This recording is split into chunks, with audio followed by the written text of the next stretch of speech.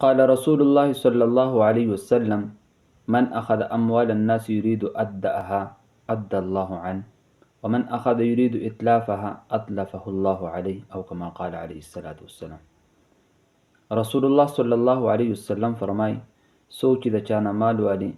د ادا کولو په اراده باندې ادعها الله عنه، الله جل جلاله به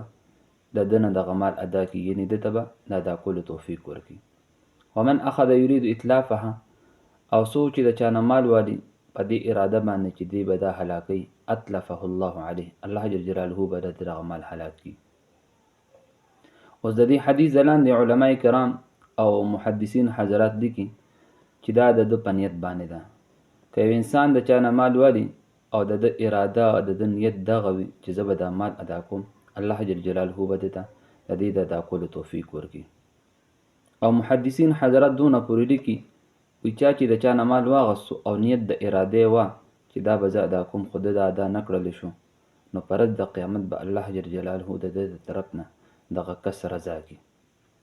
او چې د چانه مال واغستو په دې اراده باندې چې دا به نه ورکوم، دا به زه هلاکوم، الله جل جلاله به د ده مال هم هلاک کړي. لکه د عربۍ یو محاوره ده: کما تدینو تدانو، وایي څرنګه چې ته د چا سره معامله کې، هغه رنګ معامله به تا سره کېږي. دویم علما کرام دا هم لیکي وایي څوک چې د چا نه مال والي په دې اراده باندې چې زه به دا هلاکوم او د ده به دا مال نه ورکوم، نو الله جل جلاله د دغه انسان مال او د دغه انسان روزي تنګوي، ځکه چې دی د الله جل جلاله د بندګانو روزي تنګوي، پای کې خلل پیدا کوي.